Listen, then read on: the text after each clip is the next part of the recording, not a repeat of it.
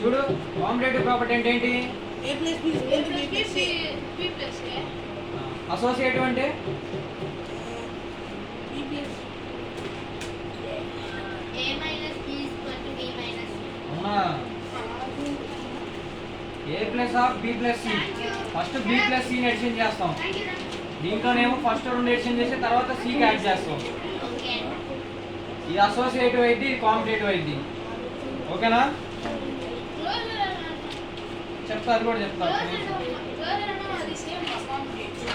రెండు సేమ్ అవుతారా?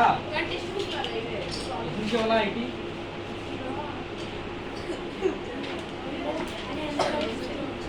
First page అన్నా ఏమి ఇచ్చారు? 17 plus 24.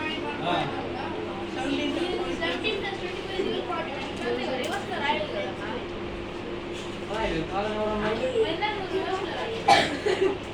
అవి మీకు ఎగ్జాంపుల్ అర్థం కావడం కోసం చెప్పారు నాయన.